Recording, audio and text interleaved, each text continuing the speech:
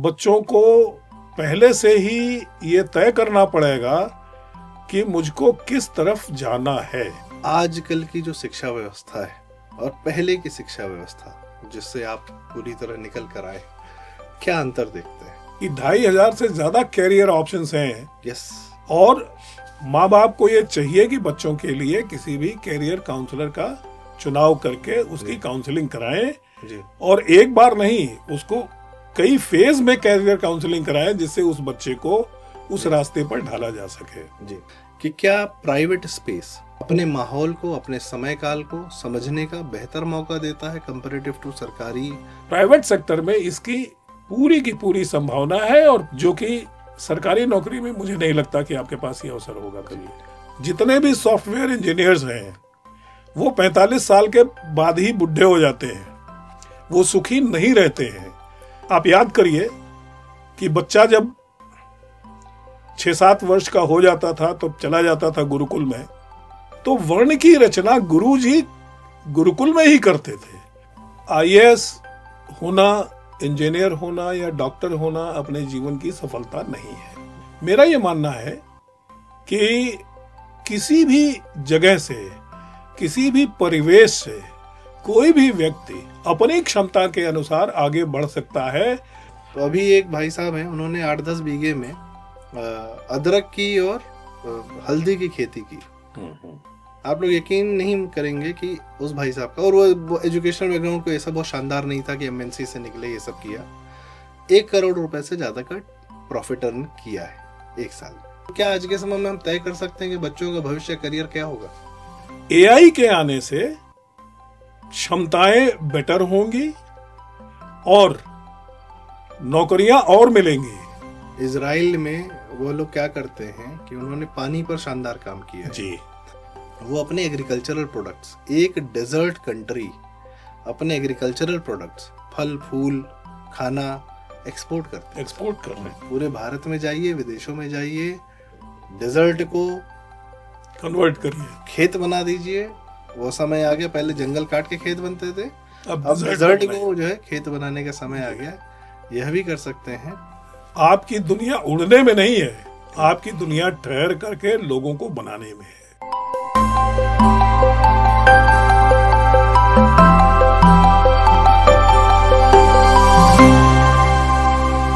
प्रारब्ध के सभी दर्शकों को मेरा नमस्कार। मेरा नाम है संदीप आर.के. सिंह और आज का जो हमारा विषय है, उससे पहले हमारे जो गेस्ट हैं आज उनका हम परिचय दे दें। श्री विनोद कुमार सिंह जी, बहुत बहुत स्वागत सर आपका। नमस्कार। मैं सर का परिचय देना चाहूँगा और परिचय देते देते आप लोग को थोड़ा धैर्य भी रखना होगा क्योंकि परिचय थोड़ा लंबा है। सर जो है इलेक्ट्रॉनिक्स में उन्होंने बीटेक किया, इलेक्ट्रॉनिक्स इंजीनियरिंग में। वो अभी 1977 में MNIT, Motilal Nehru institute of technology, जब भारत में बड़े कम इंस्टीट्यूट्स या इंजीनियरिंग इंस्टीट्यूट्स हुआ करते थे तब, वहीं से आपने इलेक्ट्रिकल में एमटेक किया MNIT से ही। उसके बाद सन 2004 में नेताजी सुभाष चंद्र बोस यूनिवर्सिटी से दिल्ली से इन्होंने अपनी PhD की रिसर्च किया। उसके बाद IIT लखनऊ, वो जो कि उत्तर प्रदेश का, भारत का बहुत ही प्रबुद्ध संस्थान है, वहाँ पर एज अ प्रोफेसर इन्होंने कार्य किया। पंतनगर यूनिवर्सिटी में आपने एज अ असिस्टेंट प्रोफेसर भी कार्य किया।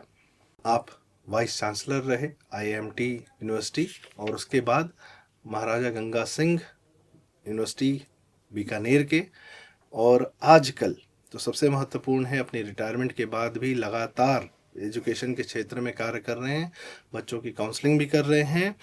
आप फ्रीलांस काउंसलिंग तो हैं ही हैं, फ्रीलांस काउंसलर हैं, जो कि हमारा गोरखपुर में बहुत ही प्रबुद्ध इंजीनियरिंग कॉलेज रहा है, महामना मदन मोहन मालवीय इंजीनियरिंग कॉलेज। वहाँ पर आप लोकपाल के रूप में प्रतिस्थापित हैं, और साथ ही माँ वैष्णो देवी यूनिवर्सिटी जो कि कटरा में है, वहाँ पर भी आप लोकपाल के रूप में हैं।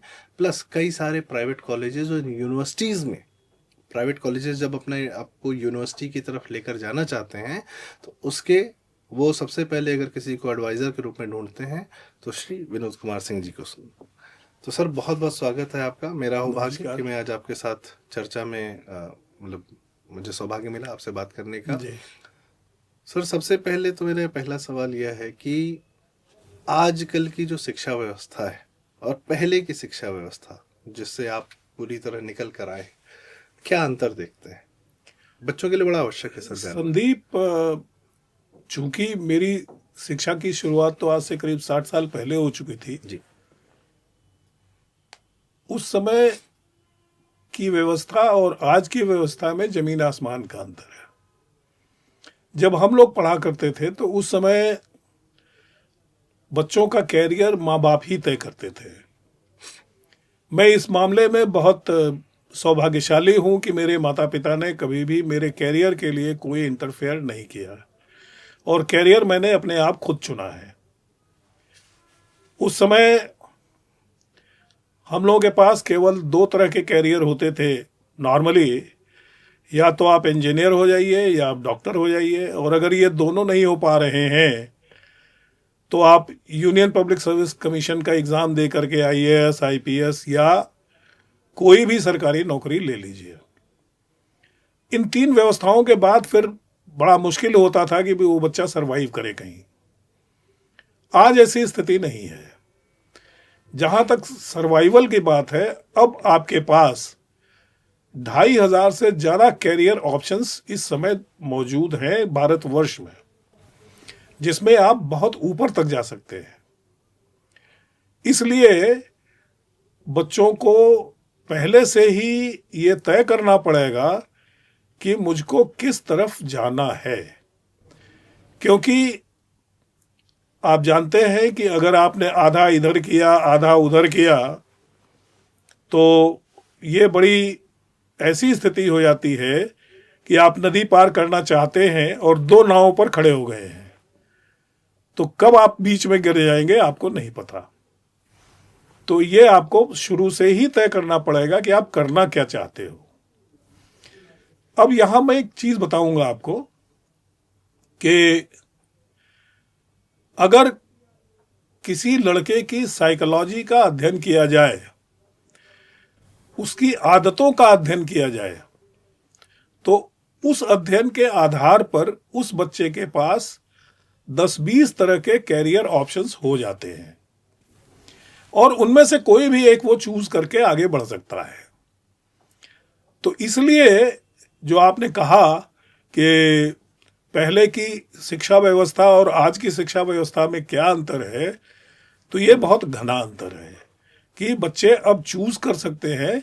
और इसके लिए हम जितने भी इस समय प्रॉस्पेक्ट माँ बाप हैं या जो माँ बाप ऑलरेडी हैं जिनके बच्चे आगे बढ़ रहे हैं, इन सबसे मैं माता पिताओं से ये रिक्वेस्ट करूंगा कि वो निश्चित रूप से पहले किसी कैरियर काउंसलर के पास अपने बच्चे को ले जाए।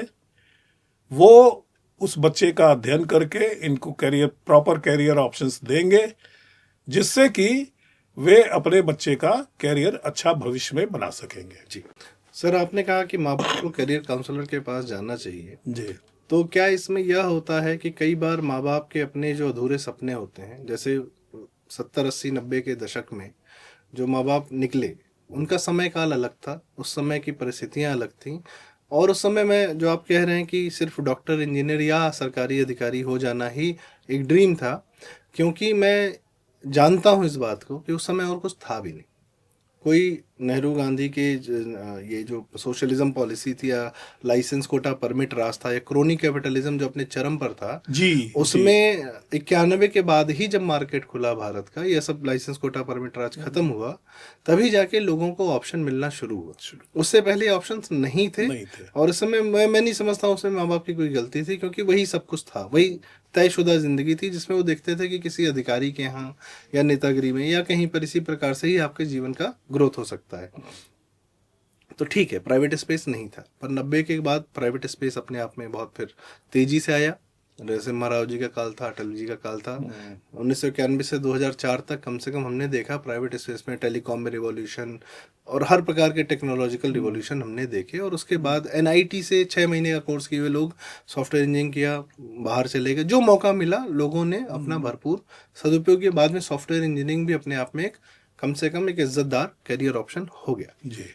मैं स्वयं मैंने इस चीज़ को थोड़ा सा झेला तो नहीं कहूँगा, मतलब इस प्रक्रिया से निकला कि मैं अपने माँ बाप को यह नहीं समझा पाया कि इकोनॉमिक्स ऑनर्स में पढ़ना एक ज़्यादा वाइबल ऑप्शन है, या एक बेहतर, कम से कम मुझे लगता है कि इकोनॉमिक्स ऑनर्स मेरे लिए उपयुक्त रहेगा कंपेरेटिव टू इंजीनियरिंग करना। नहीं समझा पाया तो खैर करना इंजीनियरिंग ही पड़ा, ठीक है, लेकिन कम से कम यह था कि अपना कार्य फिर मैंने बाद में किया और उस जीवन में अपने आप से निकल गया। तो मैं आपसे ये जानना चाहूँगा सर कि क्या प्राइवेट स्पेस लोगों को अपने चरित्र को, अपनी प्रकृति को, अपने माहौल को, अपने समय काल को समझने का बेहतर मौका देता है कंपैरेटिव टू सरकारी नौकरी में जो लोग जाते हैं? बिल्कुल संदीप जी, आपने बिल्कुल ठीक कहा, क्योंकि जो इस समय का सामाजिक परिवेश है, उस सामाजिक परिवेश में आप देखिए तो सरकारी नौकरी में आपके पास आपके अपने ईमानदारी का, आपके अपने पौरुष का, आपके अपनी कर्तव्य परायणता का कोई भी स्पेस नहीं है। आपका अधिकारी जो चाहता है वही होगा, लेकिन प्राइवेट सेक्टर में ऐसा नहीं है। प्राइवेट सेक्टर में अगर आप सक्षम हैं तो आप नीचे से ऊपर कब पहुंचाएंगे ये लोग देखते रह जाएंगे। आप अपनी ईमानदारी के साथ पूरा जीवन गुजार सकते हैं। मैंने ऐसे भी लोगों को देखा है जिन्होंने जिंदगी में कभी भी किसी भी तरह का घूस देने से, मतलब लेने से और देने से परहेज किया है, और वो अपने जीवन के उच्चतम शिखर पर हैं ईमानदारी से। ये चीज सरकारी नौकरी में संभव नहीं है।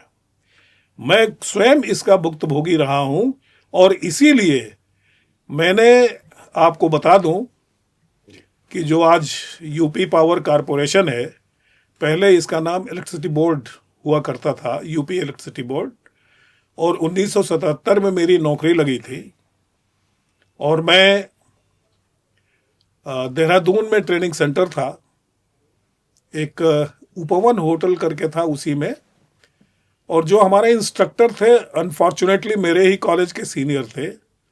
तो चाय के समय दोपहर में ऐसे ही दूसरे तीसरे दिन मैंने उनसे बात करी कि सर बहुत अच्छा लगा कि आप जैसे लोग हमको पढ़ा रहे हैं। तो उन्होंने कहा अबे किस बात की पढ़ाई, साले पकड़े गए तो यहाँ आ गए, पनिशमेंट पोस्टिंग हो गई। और ये चीज मेरे दिमाग में खटक गई अंदर तक। मैंने कहा इसका मतलब कि घूस लेना आवश्यक है। बस शाम को मैंने अपनी अटैची उठाई और मैं वापस इलाहाबाद चला आया, और मैंने अपनी मास्टर ऑफ इंजीनियरिंग कंप्लीट करनी शुरू कर दी कि अब मुझको जो है टीचिंग प्रोफेशन ही, जिसमें कि कोई घूस लेने देने की वो नहीं है, संभावना नहीं है, मैंने फिर जिंदगी को अपना कैरियर बनाया कि ये हमारा रहेगा टीचिंग प्रोफेशन। सर ये उस समय की बात है, आजकल तो खैर मैं 1977 की बात बता रहा हूँ। मैं वही कह रहा हूँ, आजकल तो खैर अब क्या ही कहें जी। तो इसलिए जो आपने कहा जी, प्राइवेट सेक्टर में इसकी पूरी की पूरी संभावना है, और पूरा का पूरा इसमें अवसर है जी। जो कि सरकारी नौकरी में मुझे नहीं लगता कि आपके पास ये अवसर होगा कभी। दूसरा सर मैं ये भी जानना चाह रहा था कि एक इंसान का एक चरित्र होता है, प्रवृत्ति होती है, सब लोग थोड़ी सी अलग मानसिकता के होते हैं। अंग्रेजी में कहते हैं कि that person is wired differently.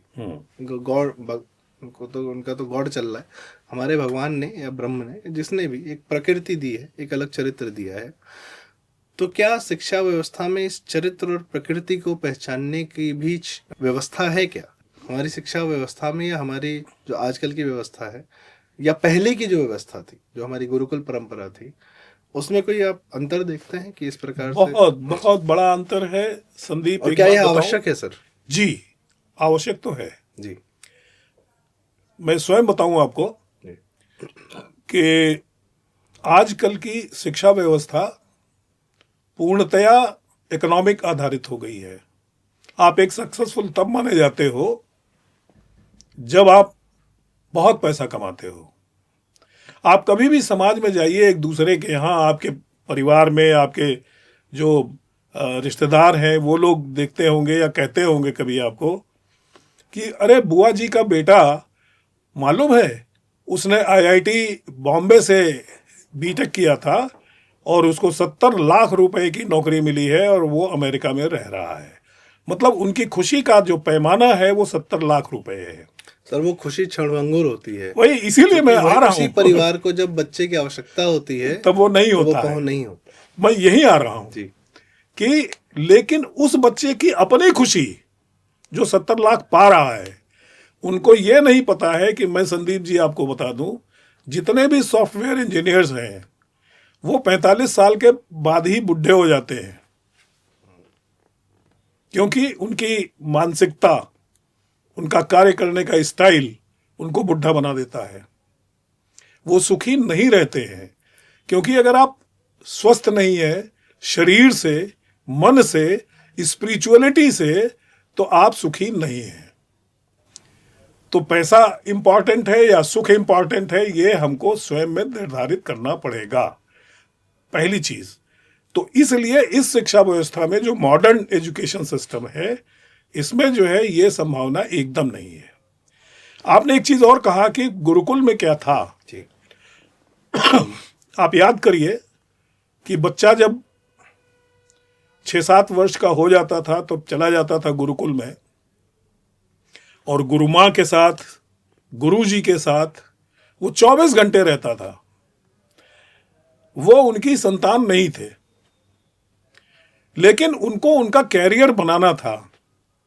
तो गुरु जी के ऊपर एक चीज थी कि वो हर बच्चे को 24 घंटे ऑब्जर्व करके देखते थे कि उसकी साइकोलॉजी क्या है, उसकी प्रवृत्ति क्या है, उसका रुझान क्या है, उसका वर्ण क्या है। मतलब क्या वो शारीरिक रूप से बहुत महत्वपूर्ण है, मजबूत है, उसको क्षत्रिय बनाएंगे।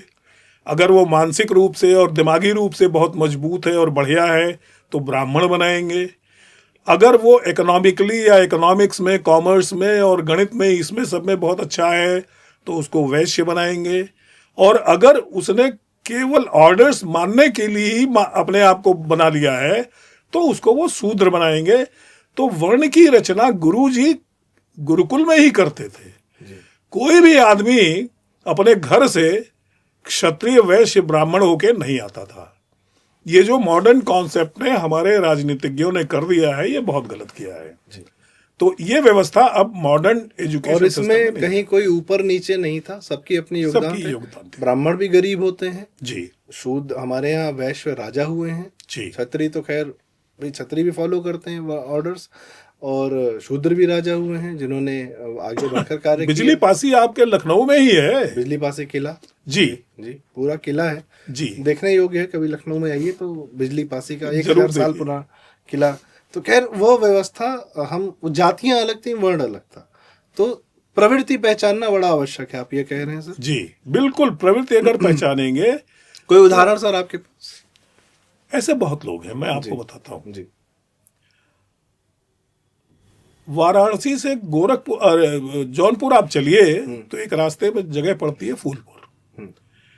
ये प्रयाग वाली फूलपुर नहीं है? नहीं, प्रयाग वाली फूलपुर नहीं है, दूसरा एक छोटा सा कस्बा है बेचारा, वो बाबतपुर के आसपास, बाबतपुर से थोड़ा सा दूर जी। वाराणसी का एयरपोर्ट बाबतपुर, उसके आसपास। हाँ, बाबतपुर से करीब करीब 20 किलोमीटर 30 किलोमीटर जौनपुर की तरफ, 20 किलोमीटर जी। तो उस फूलपुर बाजार में से एक लड़का आया, अब तो उसका पूरा नाम नहीं याद है, वर्मा करके नाम है, और इंजीनियरिंग कॉलेज में एडमिशन हो रहा था आईटी लखनऊ में। तो दर्शकों कृपया वर्मा नाम सुनकर जाति पर न जाएं, इंसान पर ध्यान रखें। जी जी बिल्कुल। हाँ। तो मैं इसीलिए आपको बता रहा हूं जी कि वहां से आया। उस बच्चे के घर टोटल प्रॉपर्टी थी, एक उसकी माँ, एक उसकी माँ की भैंस, घर में 4 बर्तन और रहने के लिए एक झोपड़ी, बस यही टोटल प्रॉपर्टी उस बच्चे की थी। जो बाजार का बनिया था, इंटरमीडिएट तक की एजुकेशन उसने स्पॉन्सर की हुई थी उस बच्चे की। आया इंजीनियरिंग कॉलेज में, तो ऐसे ही मैं सवेरे इंजीनियरिंग कॉलेज में टहलता था, मॉर्निंग वॉक, तो मैंने देखा कि कुछ बच्चे जो है वो बैठे हुए हैं लॉन में। तो मैं आया, ऐसे ही पूछ लिया कहाँ से आए हैं, क्या पोजीशन है, क्या रैंक है। उस बच्चे की रैंक सुनेंगे संदीप जी, तो वो 7th या 8th रैंक पर था पूरे उत्तर प्रदेश में या भारतवर्ष में। तो मुझे ये तय था कि वो इलेक्ट्रॉनिक्स इंजीनियरिंग में जरूर एडमिशन लेगा आईआईटी लखनऊ में, क्योंकि सबसे ज्यादा चाहत इसकी यही की थी। तो मैंने ऐसे ही पूछा कि आप, तो बोले कि आप इसके पिता हैं, तो बोले नहीं नहीं मैं तो बनिया हूँ, इसका संरक्षक बस हूँ। एक बात बताऊं सर दर्शकों, उत्तर प्रदेश में जो टेक्निकल कॉलेजेस हैं उसमें आईआईटी लखनऊ सर्वोपरि नंबर 1 है। जी जी बिल्कुल। तो ये बात है 90s की करीब, मेरा ख्याल है 94 95 की या 96 या 95 की बात होगी, अब तो याद भी नहीं है, जी। बहुत दिन हो गए। तो जब उसका एडमिशन हो गया तो वो बनिया मेरे पास आया और उसने कहा कि साहब यहां तक की फीस और सबका इंतजाम तो मैंने कर दिया, अब मेरे बस के बाहर की बात। उस समय दर्शकों को ये बता दूं कि फीस होती थी करीब 28-30 हजार रुपए साल। तो एडमिशन भी उसने इलेक्ट्रॉनिक्स में लिया, आईआईटी में लिया, हॉस्टल लिया, और फॉर्चुनेटली मैं हॉस्टल वार्डन भी था। तो मैं हॉस्टल में गया बच्चों के पास, कोऑपरेटिव मेस थी। तो बच्चों से मैंने कहा कि भाई तुम लोग इतना खाना खाते हो, बहुत ज़्यादा खाना बर्बाद होता है, तो तुम एक काम करो कि क्या एक लड़के को खिला सकते हो? तो सबने एक स्वर में कहा यस सर। तो उस बच्चे की मेस फ्री हो गई और इलेक्ट्रॉनिक्स पढ़ने लगा, मैं पढ़ाता भी था। जब फीस देने की बारी आई कि भाई अब इसकी मार्कशीट तब निकलेगी जब फीस जमा करेगा, तो फीस थी नहीं। तो मैंने हेड से कहा कि साहब इसकी मार्कशीट आप रुकवा दीजिए। 3 साल पूरी मार्कशीट रुकी रही। 4th ईयर में चूंकि हमारे यहाँ का बच्चा था, टॉपर्स में से था, तो मैंने अपने हेड से कहा कि साहब इसको जो है अपने यहाँ गेस्ट फैकल्टी बना लेते हैं।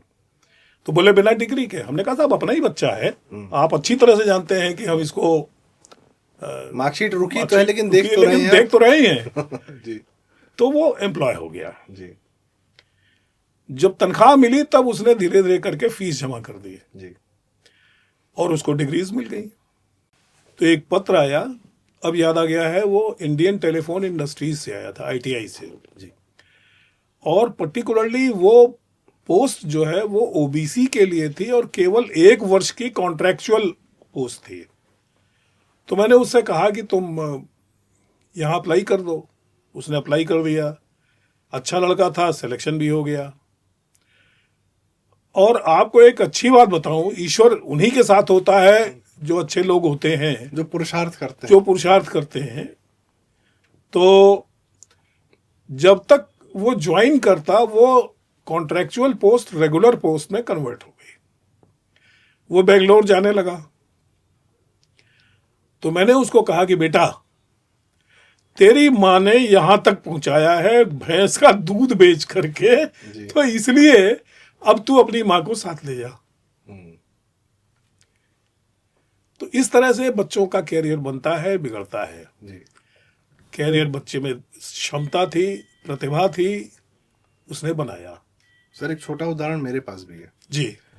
एक हमारे जानने वाले हैं, वो इस समय आईआरएस अधिकारी हैं, रेलवेज में हैं जी। उनके एक मित्र हैं जी, मैं भी नाम नहीं लूंगा उनका, ठीक है, उचित नहीं होता किसी से बिना परमिशन लिए उनका जिक्र करना, पर ये हम लोग जानते हैं। वह इस समय साइंटिस्ट है, सेंट्रल गवर्नमेंट के एक बड़े रिसर्च इंस्टीट्यूट में साइंटिस्ट है जी। वह भी पूर्वांचल से आते हैं, कस्बे से। ऐसे ही हालात थे जैसे आपने बताया जी। कुटिया में रहते थे, एकदम झोपड़ी, मड़ई में ही रहता था, ठीक है। तो वह किसी प्रकार से लखनऊ आए और एक कोचिंग इंस्टीट्यूट में उन्होंने यह कहा कि सर मुझे पढ़ने दीजिए और मैं आपके यहाँ सफाई कर दिया करूँगा और बच्चों को चाय दे दूंगा, ये सब दे दूंगा, मुझे बस एक सब्जेक्ट बस फिजिक्स पढ़ने दीजिए। तो उनके गुरु जो भी थे कोचिंग वाले, उन्होंने परमिशन दे दी। वहाँ से उन्होंने जो भी निकाला और इसी प्रक्रिया से करते करते मड़ई से निकला वो बच्चा तो साइंटिस्ट हो गया। तो जिसमें देखिए परिस्थितियाँ खराब होना ये बड़ा है कि बड़ा आसान है ये सोच लेना कि क्या नहीं है, जीवन में बहुत कुछ नहीं होता है, पैसा नहीं है, रिसोर्स नहीं है, लोग नहीं है, सहयोग करने वाला कोई नहीं है, पर आपके साथ आप स्वयं होते हैं जी। और आपकी क्षमताएं होती हैं, आपके परिवार का आशीर्वाद होता है, और मेरे ख्याल से कई बार उतना पर्याप्त होता है। जी। जी। सर ठीक है, ये तो हमने बात कर ली उन बच्चों की जो जिनके पास नहीं था, और कई बार लोग कहते थे बड़ा एक्सेप्शन है यार, ये तो बड़े बिरले ही होते हैं, रिक्शा चलाने वाले के बच्चे भी आईएएस हो जाते हैं, नहीं, ये तो इसका मतलब ये थोड़ी कि सब लोग ही वैसे हो जाते हैं। पर प्रवृत्ति पहचानना, क्षमता पहचानना, मान लीजिए नॉर्मल मिडिल क्लास परिवार है, वह भी करते हैं या नहीं करते हैं? कोई ऐसा उदाहरण हो सर आपके पास? जी। देखिए, ऐसा है ना कि आईएएस होना, इंजीनियर होना या डॉक्टर होना अपने जीवन की सफलता नहीं है। मेरा ये मानना है कि किसी भी जगह से, किसी भी परिवेश से कोई भी व्यक्ति अपनी क्षमता के अनुसार आगे बढ़ सकता है, अगर उस बच्चे को, उस व्यक्ति को प्रॉपर काउंसलिंग दी जाए। ये काउंसलिंग सिर्फ पढ़ने वाले बच्चों की ही नहीं हो सकती, ये उन लोगों को भी होती है जो कि ऑलरेडी काम कर रहे होते हैं। सही बात। मैं कई तरह के ऐसे बच्चों से भी मिला हूं जिन्होंने एक बहुत अच्छी सैलरी पर नौकरी की है किसी एक बहुत अच्छे मल्टीनेशनल में। जब वो आए मेरे पास तो हमने पूछा कैसे हो, तो बताया सर बहुत अच्छा हूं लेकिन बहुत सुखी नहीं हूं। इसका मतलब कि अब उसको ये पता लग गया है कि तनख्वाह ही सुख नहीं है, सुख कुछ और है। तो सुख क्या है, किसमें मिलेगा, ये उस बच्चे को अपने जीवन के 10-20 साल खराब करने के बाद समझ में आया। हाँ, उस प्रक्रिया से गुजरने के बाद आया। ठीक। तो उस समय भी उनको काउंसलिंग की आवश्यकता होती है, और ऐसे भी बच्चों को मैं जानता हूं जिन्होंने अपना कैरियर पूरा का पूरा बदल दिया। अभी मेरा यही आईआईटी लखनऊ का ही एक स्टूडेंट है, मुझे उसका नाम भी याद है, नवनीत मौर्य, और इलेक्ट्रॉनिक्स का ही लड़का था वो। उसने मेरे साथ प्रोजेक्ट भी किया था फाइनल ईयर में, और मुंबई में वो किसी बहुत बड़ी एक मल्टीनेशनल कंपनी में कम से कम 10 साल काम किया। चूंकि वो बच्चा जो है हेल्थ कॉन्शियस था, और मुंबई जैसे जगह पर जहाँ की वातावरण बहुत गंदा हो, और आजकल आप जानते ही हो कि हर खाना पीना जो है अडल्टरेटेड है, वो भी गंदा है, पानी तक गंदा है, तो क्या करें। उसने ये सोचा कि हम ऐसा करते हैं कि हम स्वयं भी अच्छा खाते हैं और स्वयं भी दूसरों को भी खिलाने का प्रयास करते हैं। आप आश्चर्य मानेंगे, उसने नौकरी छोड़ दी, वो लखनऊ आ गया। लखनऊ आने के बाद चूंकि उसकी शादी हो चुकी थी, 10 साल काम कर चुका था, बच्चे थे, परिवार था, तो क्या करे।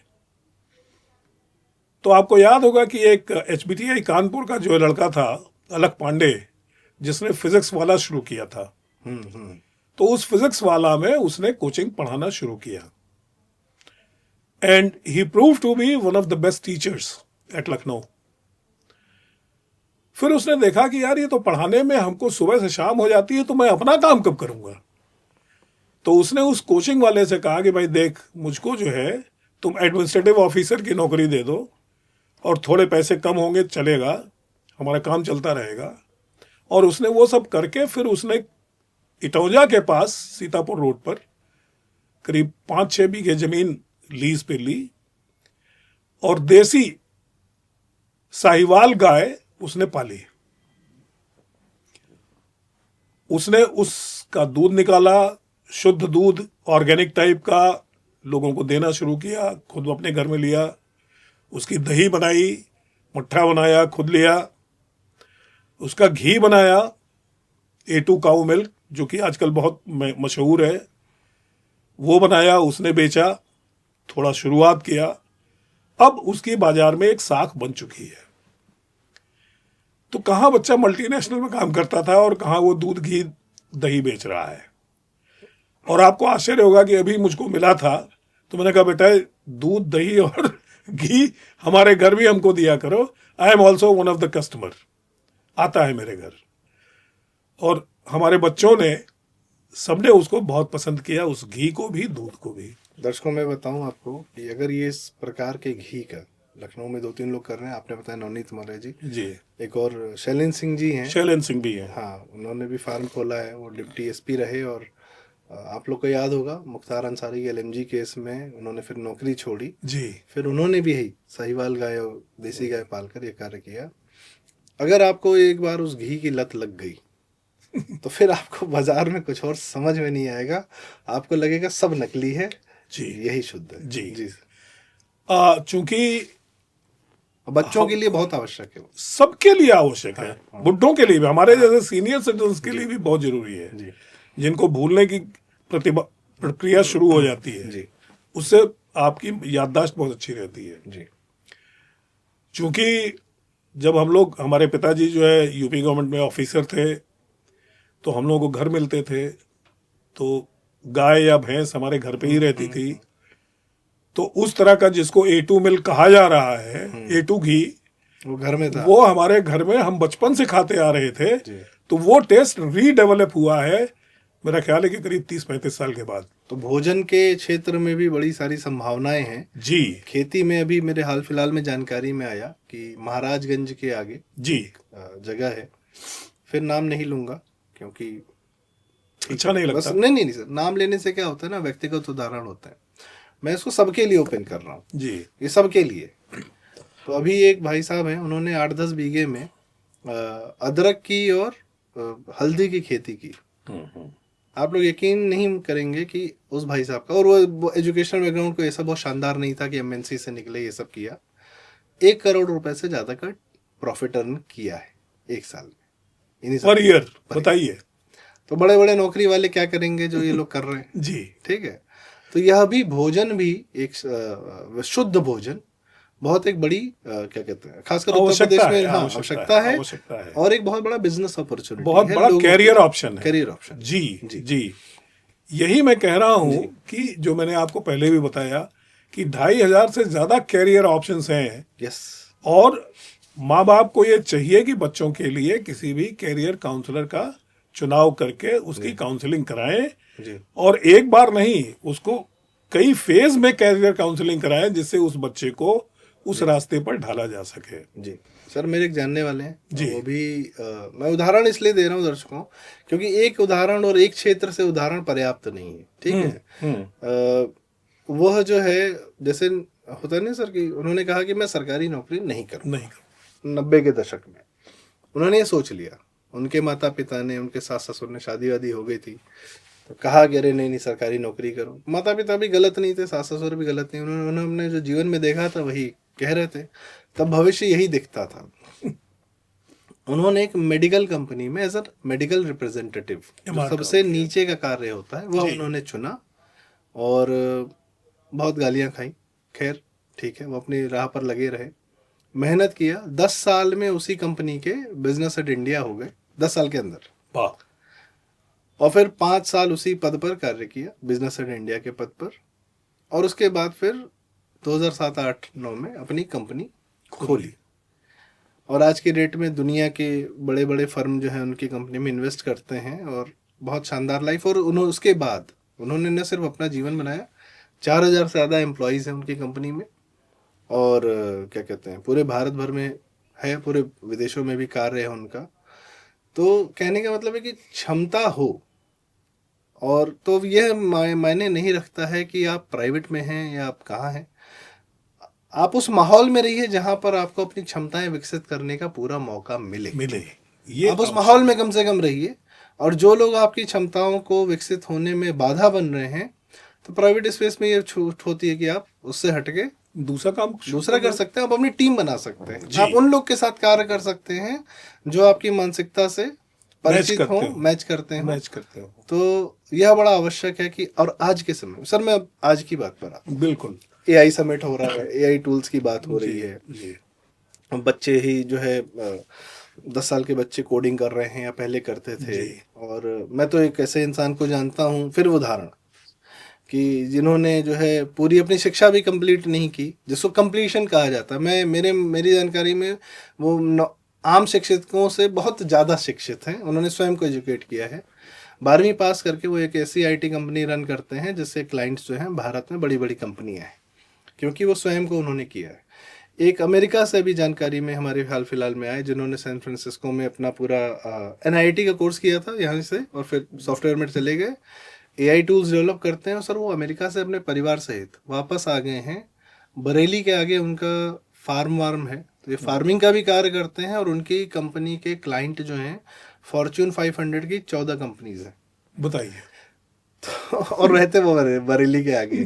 ठीक है, तो आज के समय में सर जैसा मैं देख रहा हूँ कि अगले 5 साल में क्या होगा किसी को नहीं पता, तो क्या आज के समय में हम तय कर सकते हैं कि बच्चों का भविष्य करियर क्या होगा? बिल्कुल बिल्कुल तय कर सकते जी। हैं। मैं आपको थोड़ा वापस ले चलूंगा जी। और आप याद कीजिए 1984 जब राजीव गांधी हमारे देश के प्रधानमंत्री बने और अपने देश में कंप्यूटर की शुरुआत हुई, और उस समय जितने भी विरोधी लोग थे, मतलब ये विरोधी बदलते रहते हैं, आज के समय कोई और है, उस समय सर कोई और था। बहुत क्षमा प्रार्थी हूँ, पर जी। थोड़ा सा करना चाहूंगा। पटनी कंप्यूटर्स 1977 में आ चुका था जी। HCL उससे पहले का था। नहीं, लेकिन कंपनी यहाँ- आ चुकी थी, कार्य कर चुकी थी। हाँ। नहीं, कंपनी तो सरकारी माहौल शायद 84 के जी। बाद बनी। हाँ ठीक। और स्थिति यह थी कि उस समय कंप्यूटर आईआईटीज को छोड़ करके, क्योंकि उनके पास पैसा भी था, क्षमताएं भी थी, बाकी इंजीनियरिंग कॉलेजेस में नहीं थे। आम जनता के लिए, आम लोगों बिल्कुल के लिए, नहीं। आम मैं शिक्षा, हाँ। बता रहा हूं 79 में मैंने पास किया मास्टर ऑफ इंजीनियरिंग, जी। और उस समय एक लखनऊ की एक कंपनी थी, आप जानते होंगे, सीएमसी लिमिटेड। ओके। तो सीएमसी लिमिटेड ने एक कंप्यूटर सेंटर हमारे यहाँ मोतीलाल में, इलाहाबाद में खोला था। जी। तो वो पहला कंप्यूटर मैंने अपनी जिंदगी में देखा था। लेकिन आम एजुकेशन सिस्टम में computer science as a branch जो उसकी शुरुआत हुई वो 1984 के आसपास शुरू हुई थी। लेकिन मोतीलाल में हमारे जो प्रिंसिपल थे डॉक्टर जगदीश लाल, उन्होंने 1977 में ही शुरू कर दिया था। संभवतः उस समय देश का पहला बीटेक कंप्यूटर साइंस का कोर्स मोतीलाल में शुरू हुआ था, ओके। आईआईटी कानपुर से पहले। जी। तो जब मैं राजीव गांधी की बात कर रहा था, तो उस समय सभी लोग विरोध करते थे कि कंप्यूटर आने के बाद लोगों की नौकरियां खत्म हो जाएंगी और केवल कंप्यूटर काम करेगा। आप देखिए, कंप्यूटर आने के बाद नौकरियां बढ़ गई और बहुत ज्यादा लोग इसमें एम्प्लॉय होने लगे। जी। डेटा सेंटर में, कंप्यूटर मेंटेनेंस में, कंप्यूटर सेल्स में, कंप्यूटर मैन्युफैक्चरिंग में, जी। सॉफ्टवेयर डेवलपमेंट में, मतलब पूरा एनॉर्मस रिवॉल्यूशन था। रिवॉल्यूशन हो गया। जी। वही स्थिति अब आ रही है एआई के। वैसे एआई सब लोग कह रहे हैं बहुत नई चीज है, लेकिन मेरे हिसाब से ये नई नहीं है, ये सनातन है। जब कभी भी किसी भी सिस्टम में आप फीडबैक लेते हो कि ये होना चाहिए, हम कहां तक पहुंचे हैं, कितना बचा है, ये फीडबैक सिस्टम है, सिंपल सा। तो जहां फीडबैक लेते हो वहीं पर आर्टिफिशियल इंटेलिजेंस शुरू हो जाता है। तो ये तो शुरू से रहा है जी। Artificial intelligence. आज उसका केवल वो क्या कहते हैं, टेक्निकल ट्रांसफॉर्मेशन हुआ है। जी। और एआई के आने से क्षमताएं बेटर होंगी और नौकरियां और मिलेंगी। लेकिन यह नहीं है कि एआई इज द अल्टीमेट, क्योंकि जो मैं भविष्य देख रहा हूं कि आर्टिफिशियल इंटेलिजेंस की एक अपनी सीमा है, जिसमें कुछ दिनों के जाने के बाद, हो सकता है 2 साल या 3 साल या 4 साल, फिर कुछ नई चीज लानी पड़ेगी, एआई का भविष्य समाप्त हो जाएगा। लेकिन इसका यह मतलब नहीं है कि आज हम एआई में काम करना बंद कर दें। हम चाहते हैं कि बच्चे जो है, अगर जो कंप्यूटर साइंस में या टेक्निकल एजुकेशन में या कहीं भी हैं, इवन एग्रीकल्चर में भी हैं, वो एआई का प्रयोग करें और मानवता के अच्छे काम के लिए उसका प्रयोग करें और उसका उपयोग समाज को दें। बिल्कुल। तो इसलिए एआई का उपयोग करना चाहिए और बच्चों को उसमें भी अपनी कैरियर की संभावनाएं तलाश करनी चाहिए। जी, जैसे एक उदाहरण देते हैं एआई का। जी मतलब वो एआई से पहले का, कि जैसे मुंबई फिल्म इंडस्ट्री थी, वो पूरे भारत की एकमात्र एंटरटेनमेंट का सोर्स था। जी चंद स्टार से उनकी पिक्चरें आती थी, चंद डायरेक्टर्स की फिल्में आती थी, उन्हीं के गाने हम सुनते थे, वही हमारा एंटरटेनमेंट था मुख्य रूप से। जी पर सोशल मीडिया आने के बाद और थोड़ा सा जो ये कैमरा फोन में आ गए और इस प्रकार से एडिटिंग टूल्स आ गए, इत्यादि इत्यादि आ गए, इंस्टाग्राम आ गया, तो कंटेंट बनाने की और कंटेंट पब्लिश करने की सुविधा आम आदमी के हाथ में आ गई है। तो अब आप देखेंगे कि अब बॉलीवुड वाले कहीं बहुत पीछे जा चुके हैं, उनके बस का ही नहीं है कि कुछ बहुत अच्छा कंटेंट प्रस्तुत कर पा रहे हैं। एक धुरंधर ही है जिसने सबको धता बताया है, अदरवाइज सब फेल हो रहे थे। पर चल कौन रहा है? क्या जनता एंटरटेनमेंट नहीं ले रही? ले रही है। किस पे ले रही है? 1.5 मिनट में शानदार कहानियां, शानदार ह्यूमर, पॉडकास्ट हो, कोई हो, हर प्रकार से जो कंटेंट का ग्रहण करने की क्षमता है, चूंकि जनता के पास ये पहुंचा कि वो स्वयं अपना कंटेंट बना सकते हैं, तो सारी ही जनता का जो उनका जो रुका हुआ था, कि जो मुंबई नहीं जा सकते थे या मुंबई में रहकर स्ट्रगल कर रहे थे, या पूरा हैवी इंफ्रास्ट्रक्चर था, या इवन हम अगर कहें कि जर्नलिज्म में दिल्ली की मीडिया ही पूरे भारत का ज्ञान तय करती थी कि हम ही प्रबुद्ध हैं, हम ही बताएंगे क्या होगा। सोशल मीडिया ने चूंकि लोगों के पास कहने और लिखने और पब्लिश करने की क्षमता आई, फेसबुक, ट्विटर, अब जो एक्स है, यूट्यूब पे वीडियोस, इन्होंने उनको ध्वस्त कर दिया। क्यों? क्योंकि लेवल प्लेइंग फील्ड आ गई। तो अब मेरे ख्याल से एआई से भी सर एंटरप्रेन्योरशिप में या बिजनेस में या नौकरी में सब चीजों लेवल प्लेइंग फील्ड आएगा। सब चीजों में, चाहे वो आप ऐसे करके देखिए जी कि अभी रिसेंटली एक चाइनीज कंपनी है, उसने हॉलीवुड के 2 स्टार्स का एआई वीडियो बना करके रिलीज किया और पूरी दुनिया में बहुत ज्यादा पॉपुलर हो गया है, वायरल हो गया है। लेकिन हॉलीवुड के जो कंपनियां हैं जिन्होंने उन स्टार्स का वो लिया था, उन्होंने कॉपीराइट, उन्होंने चाइनीज कंपनी पर दावा ठोक दिया है। तो आप एआई से डुप्लीकेट तो नहीं कर सकते, लेकिन एआई का उपयोग करके आप किसी भी फिल्म को एक बहुत अलग तरीके से प्रस्तुत कर सकते हैं। यह रही फिल्म की बात। आप स्टडीज में लीजिए कि अगर किसी विषय को बड़े आसानी से समझाना हो तो एआई का प्रयोग करके हम बच्चों को चीजें समझा सकते हैं। चाहे वो एग्रीकल्चर हो, चाहे वो मेडिकल हो, या कोई और विधा हो, हर जगह पर एआई का प्रयोग अच्छी तरीके से होना चाहिए। सर, आपने एग्रीकल्चर की बात की। जी। इजराइल में वो लोग क्या करते हैं कि उन्होंने पानी पर शानदार काम किया है। जी। और वह अपने सीवरेज, जो भी उनकी गंदा पानी आता है, उसका 85% ट्रीट करके वो अपने खेतों में ले जाते हैं। जी।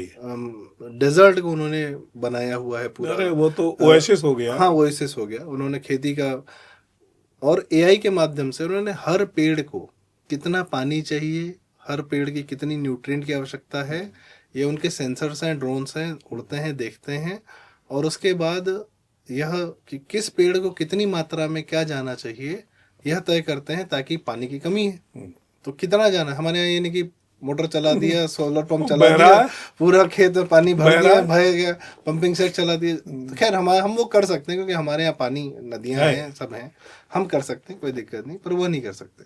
और उनका सर वो क्या करते हैं, वो अपने एग्रीकल्चरल प्रोडक्ट्स, एक डेजर्ट कंट्री अपने एग्रीकल्चरल प्रोडक्ट्स, फल फूल, खाना एक्सपोर्ट कर रहे हैं। जी, वही मैं कह रहा हूं कि एग्रीकल्चर में इतनी संभावनाएं हैं कि जैसे मान लीजिए कि हमारा धान का खेत है जी, और एक पर्टिकुलर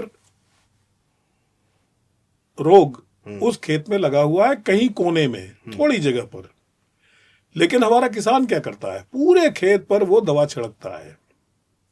ऐसा नहीं होना चाहिए। आप वेस्ट कर रहे हो, समय भी, दवाई भी, और बिना मतलब जहां जरूरत नहीं है वहां भी आप दे रहे हो। तो एआई से आप ये एकदम पिन पॉइंट कर लेते हो कि ये एरिया है जिसमें कि हमको दवा देनी है, और कितनी दवा देनी है ये भी आप तय कर सकते हो, तो वहां वो उतनी दवा छिड़क देगा। आपने न्यूट्रिएंट की बात की, किस एरिया में कितने न्यूट्रिएंट की आवश्यकता है, अकॉर्डिंगली आप खाद वहां पे दे सकते हो। कितने पानी की जरूरत है, पानी की जरूरत है भी कि नहीं है, ये सेंस करके आप वहां पानी दे सकते हो। जी। तो आपके पानी की भी बचत होगी, एनर्जी की भी बचत होगी, बहुत सारी चीजें बचेंगी। तो इससे आपका जो प्रोड्यूस है उसकी कॉस्ट लो होगी, तो लोगों को आसानी से मिल सकेगी जो चीजें महंगी हैं। किसान यह भी पूछ सकते हैं, जान सकते हैं कि हमें कौन सी फसल उगानी चाहिए, किसका मार्केट है, जी। कौन सी कंपनीज हैं, उनको क्या रिक्वायरमेंट है, requirement। और उन कंपनीज के साथ टाई अप करके आप उनकी Directly दे आप सकते हो। कॉन्ट्रैक्ट करके आप वो फसल उगाइए जो कि ये मंडी सिस्टम से बाहर है, जी। आप डायरेक्ट भेजिए, कोई आपको रोकने वाला नहीं। कम से देखिए- कम जानकारी लेवल पे आप ले देखिए, जैसे मैं आपको यहाँ एक उदाहरण दूं, आपने कहा था कि एक साधारण बच्चे को कैसे किया जाए। जी। एक बच्चा बिहार का था और वो एग्रीकल्चर इंजीनियर था।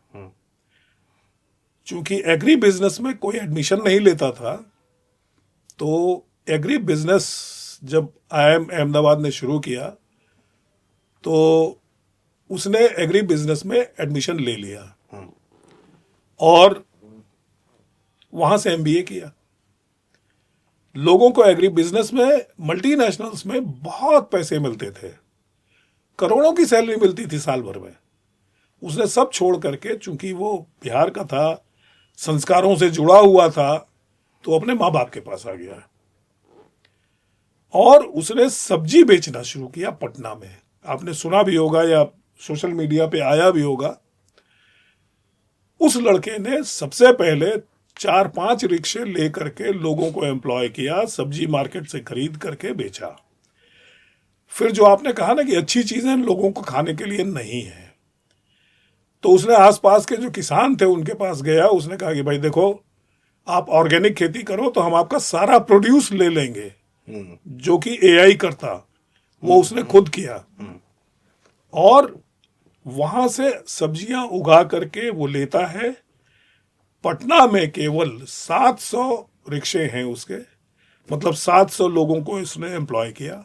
बाकी बैकग्राउंड में कितने लोग होंगे पता नहीं। और हर रिक्शे पर एक एक फ्रिज भी है, सोलर फ्रिज, जिससे कि वो सब्जी ताजी ही मिले उस घर में।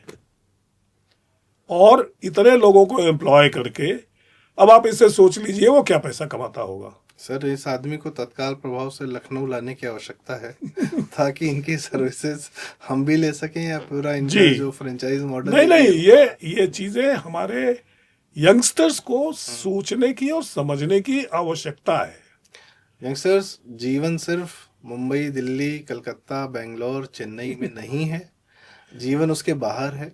अब जो आप पॉल्यूशन देख रहे हैं, कम से कम आपके बच्चे उन बड़े शहरों में रह नहीं पाएंगे, पल भी नहीं पाएंगे। ठीक है, तो तत्काल प्रभाव से बाहर आइए, बाहर की दुनिया देखिए, पूरे भारत में जाइए, विदेशों में जाइए, डेजर्ट को कन्वर्ट करिए, खेत बना दीजिए। वो समय आ गया, पहले जंगल काट के खेत बनते थे, अब डेजर्ट डेजर्ट को जो है खेत बनाने का समय आ गया। यह भी कर सकते हैं। तो सर, काफ़ी लंबी और बड़ी समृद्ध चर्चा रही, और आपका मतलब आज के समय को लेकर आप कितने आशान्वित हैं, और क्या कुछ जो हमें आप बताना चाहें दर्शकों को, खासकर उनके बच्चों को, कि क्या किस दिशा में सोचना चाहिए? देखिए, एक चीज बता दूं आपको सर, जीवन जीने के लिए कभी भी कोई चीज समाप्त नहीं होती इस दुनिया में। महाभारत, रामायण काल हुआ, लोग नहीं है, लेकिन दुनिया चल रही है। फिर महाभारत हुआ, केवल 5 गांव के लिए 18 दिन तक युद्ध हुआ। कितने लोग मरे, कितने महारथी मरे कुरुक्षेत्र में, लेकिन आज भी दुनिया चल रही है। मुगल आए भारतवर्ष में, अंग्रेज आए भारतवर्ष में, भारत आजाद हुआ, दुनिया चल रही है, भारत चल रहा है। कोरोना आ गया, आप कितने अच्छे तरीके से निकल आए जी। और एक चीज बताएं आपको, लोग बाग बहुत भारतवर्ष से निराश रहते हैं भारत ही एक ऐसा देश है जहां की मिनिमम मृत्यु हुई है कोरोना काल में। यस यस उसका कारण सिर्फ एक था कि हमारी इम्यूनिटी बहुत तगड़ी थी। सर, मैं तो उत्तर प्रदेश से अमेरिका को कंपेयर करता हूँ। जी अमेरिका की पॉपुलेशन 33 करोड़, हाँ, उत्तर 26 प्रदेश हमारे की पास 25। हाँ, ठीक है। 26 है। यूपी की जो पॉपुलेशन डेंसिटी थी वो करीब 900 आदमी पर स्क्वायर किलोमीटर। जी अमेरिका की करीब 80-81। जी अमेरिका भारत से 3 गुना बड़ा है, जी पर अमेरिका में मरने वालों की संख्या है 12-15 लाख, ज्यादा 10 है। लाख प्लस। हमारे यहाँ यूपी उत्तर में कम प्रदेश थी। की 21,000, जी 16 से 21,000। जी और जबकि मैं इस चीज़ की ताकीद कर सकता हूँ, मैं स्वयं मेडिकल क्षेत्र में भी कार्य करता हूँ। उस समय कोरोना में भी मुझे परमिट था, मैं शहर निकलता था, पूरा शहर मैंने सन्नाटे में देखा है, वीडियोस बनाई हैं। जी तो किस प्रकार से संभला, यहाँ तक कि महाराष्ट्र से आए हुए लोग मुझे दिखे शहीद पथ पर, स्कूटी महाराष्ट्र की, ऑटो महाराष्ट्र का, सब अपने गांव गए।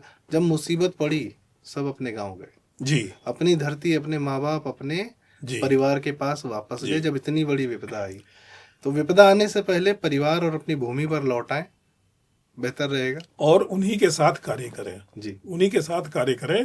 जी आपकी दुनिया उड़ने में नहीं है, आपकी दुनिया ठहर करके लोगों को बनाने में है।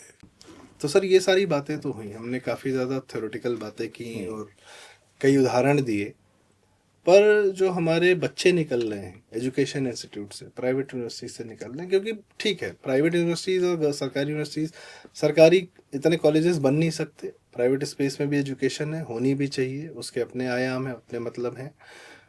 तो इतने बच्चे जो हमारे निकल रहे हैं, इनको क्या दिशा लेनी चाहिए, किस दिशा में जाएं, जो कि फिर जिनको बहुत अंदाज़ा नहीं है कि हम करें क्या। देखिए संदीप जी, यहाँ एक बहुत बड़ी चीज मैं कहूँगा, चूंकि मैं कंसल्टेंट हूँ एजुकेशन इंस्टीट्यूशंस का भी। जो प्राइवेट इंस्टीट्यूशंस होते हैं उनकी शुरुआत होती है सिर्फ एक मोटिव से कि हमको प्रॉफिट अर्न करना है, जबकि आज से करीब 50 साल, 60 साल, 100 साल पहले एजुकेशन इंस्टीट्यूशन की शुरुआत होती थी समाज सेवा के लिए। तो मोटिव ही बदल चुका है। अब जैसे ही कोई प्राइवेट एजुकेशनल इंस्टीट्यूशन शुरू होता है तो उनके एजेंट्स, उनके दलाल गांव-गांव में, कस्बों में, शहरों में जा करके ये बेवकूफ बनाते हैं गरीब माँ बाप को, जो बहुत पिछड़े इवन हुए मिडिल क्लास दर्जे से, वालों को भी, हाँ। इवन मिडिल क्लास वालों को, कि अगर ये आप पढ़ा दोगे हमारे इंस्टीट्यूशन में तो देखो ये लड़का वहां चला गया है। उनका एजुकेशनल इंस्टीट्यूट जो है कुल मिला करके 15 से 20 साल पुराना है। कोई बच्चा अपने दम पर किसी वजह से, केवल एक बच्चा, इन्होंने 20,000 पास कराए होंगे, कहीं एक अच्छी जगह पहुंच गया, उदाहरण उसी का देते हैं। मैं एक एजुकेशनल इंस्टीट्यूट को जानता हूं, उनकी वेबसाइट देखिए, बीटेक कंप्यूटर साइंस। कौन सी कंपनी आती है? गूगल और आजकल जो कंपनियां आ गई हैं मार्केट में, Meta and so on, oblique करके। BTech IT, same companies. BTech AI, artificial intelligence computer science, same. BTech machine learning computer science, same. अब बताइए, अगर माइक्रोसॉफ्ट, गूगल उनके यहां आती है तो आईआईटी में कौन जाता है? क्या उनको वहां से बच्चे नहीं मिल पाते? और तो और बताऊं, हमारे आईईटी में तो गूगल कभी नहीं आई, लेकिन गूगल में हमारे बच्चे हैं, वो अपने आप गए हैं बाद में। तो ये झूठा सपना दिखा करके बच्चों को ले आते हैं। माँ बाप अपनी जागीर बेच करके किसी तरीके से 4 लाख 5 लाख की फीस देते हैं और बच्चा केवल 8,000 से 10,000 के काबिल बनता है पर मंथ के और मार्केट में। और एक दम आ जाता है कि हमने तो बीटेक कर लिया, अब हम छोटे काम क्यों करें। बिल्कुल नहीं कर पाता। इन्हीं लोगों के लिए हम अपने पॉडकास्ट में, जो मैंने आपको बताया बीच में, जो एग्री बिजनेस का लड़का था, वो इंजीनियर भी था, एमबीए भी था और सब्जी बेचना शुरू किया उसने। सर आप ऐसा कह रहे हैं, लोग तो भी मजाक उड़ाने लगते हैं कि फूड इंडस्ट्री में अगर किसी ने ठेला लगा लिया तो वो जो है बिजनेस नहीं कर रहा, जबकि कितने लोगों ने फूड इंडस्ट्री में अपना करियर बनाया है। अरे न सिर्फ प्रोसेस्ड फूड, उसकी ब्रांडिंग करके, जी उसकी पैकेजिंग करके, जी या ब्रांडिंग पैकेजिंग में भी जा सकते हैं। आज की डेट में इंस्टाग्राम पे लोग अपनी प्रोडक्ट बनाते हैं और इमिडिएटली उसका छोटा सा ऐड बना के निकाल देते हैं, ऑनलाइन सेल हो रही है। जी बहुत सारी चीजें हैं। एक चीज और है इसमें मैं बताऊं आपको कि जो एजुकेशनल इंस्टीट्यूट्स हैं, अगर उन बच्चों को प्रोड्यूस कर रहे हैं तो उनको भी उस समय पर कैरियर काउंसलिंग की आवश्यकता है, इंजीनियर या एमबीए होने के बाद। अभी मुझको एक ने बताया कि कई बच्चे उन्होंने कॉलिंग के लिए अपने यहाँ लिए और वो एमबीए थे, जिनको न कंप्यूटर हैंडल करना आता था और न अंग्रेजी बोलनी आती थी और न बात करना आता था। तो कैसे उन्होंने इंजीनियरिंग की, कैसे उन्होंने एमबीए किया, भगवान ही मालिक है। और यहां पर केवल educational institutions, private educational institutions ही जिम्मेदार नहीं है, वो विश्वविद्यालय जिनको गवर्नमेंट ने बनाया है उनके कर्ता धर्ता इस समय जो है वो सबसे बड़े जिम्मेदार हैं, जिन्होंने एजुकेशन सिस्टम की ऐसी की तैसी कर रखी है। सर एक आखिरी सवाल, इसी एजुकेशन को सीधे सीधे जॉब से जोड़ दिया जा रहा है, यही गलत है। क्या एजुकेशन को समाज में जो गैप्स दिख रहे हैं उसको फुलफिल करने के लिए, समाज की सेवा तो बाद में कहेंगे, देखिए हर एंडेवर प्रॉफिटेबल होना चाहिए, सब में अपना कुछ ना कुछ मनी उसका एस्पेक्ट होना चाहिए, तभी लोग सस्टेन करेंगे, तभी लोग अपना करियर बना पाएंगे, तभी लोग उसको चला पाएंगे। कोई सेवा जो है, बहुत लोग जिन्होंने पैसा कमा लिया वो करें, कोई दिक्कत नहीं है, तो मनी एंगल होना चाहिए इसमें, जो है धन जो है आवश्यक है जीवन के लिए, इसमें कोई शंका नहीं है। ये वामपंथियों का, समाजवादियों का विचार जो है त्याग दिया जाए जितनी जल्दी उतना अच्छा है, कि पैसा बुरी चीज़ है, ये वो उनके अपने लिए, उनका अपना जीवन कितना बढ़िया चलता है हमें पता है। तो वो बिना पैसे के सर घर से नहीं निकलते। ये जितने वामपंथी होते हैं ये बिना पैसा लिए, बिजनेस क्लास के टिकट लिए घर से नहीं निकलते। मैंने देखा हुआ है जी, मैंने देखा उनकी हुआ फीस है, होती है, अनुभव किया है। तो क्या शिक्षा को सीधे सीधे कार्य से, कर्म से, कर्तव्य से, दायित्व से, समाज के प्रति कुछ जोड़ने से जोड़ा जा सकता है सर? ये एक बेहतर तरीका होगा। संदीप जी, केवल अपने मनुस्मृति का एक श्लोक ही काफी है इसके लिए, जिसकी शिक्षा हमको बचपन में ही मिल गई थी। जब हम लोग बहुत बच्चे थे, चौथी पांचवी में पढ़ते थे, उस समय श्लोक याद कराया गया था क्लास में। उसका प्रभाव मेरे दिमाग में आज तक है। वो श्लोक इस प्रकार है, विद्या ददाति विनयम विनयाद यादि पात्रताम। मतलब विद्या से एक चीज की प्राप्ति करनी चाहिए और होनी चाहिए, वो है विनय। और जब आप विनयशील हो जाओगे तब आप में पात्रता आएगी, और अगर आपने पात्रता आ गई तो कुछ नहीं है, फिर तो आपको धन की प्राप्ति होना शुरू हो जाएगा, मतलब आप वो कार्य करने लग जाएंगे। सर इसी बात को जब पिक्चर में समझाया जाता तो समझ में आ जाता है। मैं आपको बता रहा हूं। हाँ। और जब आपको धन मिल जाए तब आप धर्म कीजिए। जो आपने कहा ना कि धर्म तब कीजिए जब आपके धन की उपलब्धि हो जाए। तो जो विद्या को धन से जोड़ा गया है, तो बीच की जो दो चीजें हैं, विनयशीलता और पात्रता, ये गायब हो गई है। इसलिए जो कहा जा रहा है कि एजुकेशन सिस्टम खराब है, यही कारण है जी, कि कभी भी एजुकेशन सिस्टम को आप कैरियर से मत जोड़िए, एजुकेशन सिस्टम को बच्चे की पात्रता से जोड़िए, विनयशीलता से जोड़िए। वही हमारे पुरुषार्थ में भी है सर, जो चार पुरुषार्थ है, बिल्कुल कारण, बिल्कुल अर्थ तो है उसमें, अर्थ तो आएगा ही, अर्थ तो आएगा ही, आएगा। देखिए वो तो अपने आप आएगा जी। तो दर्शकों, आज की बड़ी समृद्ध चर्चा रही, और इसका समापन करने से पहले एक अंतिम बात कहूंगा कि कृपया बच्चों को जो है ना, अगर आप स्वयं, आप बच्चों को क्या देंगे क्या नहीं देंगे वो एक अलग कहानी है, जो उनको ज्ञान देंगे, एजुकेशन देंगे, अगर आप अपने बच्चे के 25 साल होने तक या स्वयं के रिटायरमेंट तक आप बच्चे को स्वयं कुछ देना चाहते हैं, तो आप स्वयं एक कंपनी बना के दे दीजिए। और इस समय कंपनी बनाकर किसी कार्य को करना, 5-6 साल उसमें लगकर उसमें लाखों रुपए अर्न करना, कोई बहुत बड़ा, मतलब आज के समय में जीएसटी आने के बाद और बहुत सारे टूल्स आने के बाद, सॉफ्टवेयर आने के बाद थोड़ा सा आसान हो गया है कंपेरेटिवली टू पहले। जी। तो जैसे ही आप कंपनी देंगे, इससे होगा क्या, बच्चे को नौकरी के लिए दर दर नहीं भटकना पड़ेगा, वह स्वयं आप ही की कंपनी में कार्य करके आगे ऊपर बढ़ सकता है जैसा आप कहें। दूसरा रहेगा आप ही के पास, पारिवारिक रहेगा, संस्कारित रहेगा। आप देखेंगे बड़े बड़े परिवारों में जहाँ व्यापार होता है, नौकरियों ने सब परिवार बहुत तोड़े। जी जी। और बहुत तोड़ा। कार्य के सिलसिले में परिवारों को, मैं जानता हूँ बहुत सारे लोग हैं, हम लोग एक प्रोजेक्ट पे भी काम कर रहे थे कि रिटायर हो गए हैं, बच्चे नहीं है साथ में। जी, उसके अंदर- मेरे साथ के लोग हैं जी और जी। परेशान हैं। हाँ बिल्कुल है। और हमारे यहाँ एक जानने वाले थे, वो कहते थे कि लायक बेटा काम नहीं आता, नालायक बेटा जो घर में रहता है वही काम आता है। तो ये भी एक बड़ी, मतलब ऐसा है कि परिवार बना रहे, संस्कार बने रहे, उसके लिए व्यापार का होना बड़ा आवश्यक है। तो इस पर ध्यान दीजिए। आज का समय है, अद्भुत समय है, इससे बेहतर समय तो किसी को नहीं मिला। बिल्कुल बड़े नहीं, बिल्कुल नहीं मिला बड़े भाग्यशाली हैं कि हम और लोग इस समय हैं। इस समय में है, इस ज्योग्राफी में है, इस लोकेशन में है, और तमाम झंझावातों से हमारी पीढ़ियां हमको बचाकर यहाँ तक ले आई आई है।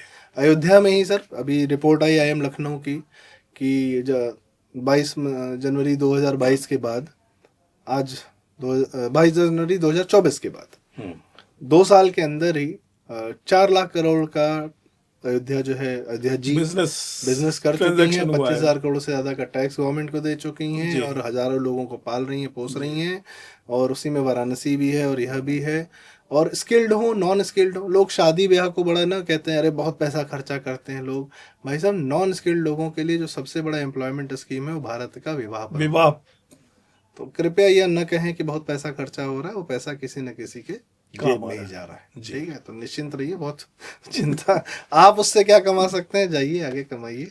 तो किसी भी व्यापार को इस तरीके से अब नजरिया बदलने की आवश्यकता आ बिल्कुल। चुकी है। नजर मत बदलिए, नजरिया बदलिए। बहुत बहुत बहुत शानदार। तो सर बहुत बहुत धन्यवाद, आपने आज हमें जो है इस चर्चा की, जो हमारी पहली चर्चा आज हो रही है, इसकी शुरुआत ही इतनी समृद्ध रही, इतनी शानदार रही, क्या ही कहें। बड़ी आवश्यक है, बड़ी आवश्यक थी, इसीलिए आज हम लोग यहाँ बैठे हैं, कार्य कर रहे हैं। यदि आप लोग के बातें आवश्यक लगी, उचित लगी, आपके मन की लगी, काम की लगी, तो कृपया चैनल जरूर सब्सक्राइब करें प्रारब्ध। और ऐसी बहुत सारी चर्चाओं के साथ और ऐसे बहुत सारे टेक्निकल एंटरप्रेन्योर्स के साथ में, और भारत में क्या हो रहा है, नए टूल्स क्या आ रहे हैं, किस प्रकार से क्या करियर बन सकते हैं, उसकी जानकारी हम आपके पास लाते रहेंगे। हम सिर्फ समस्याओं पर बात नहीं करेंगे, समाधान भी आपके पास लाते रहेंगे। बहुत बहुत धन्यवाद। नमस्कार। जय श्री राम।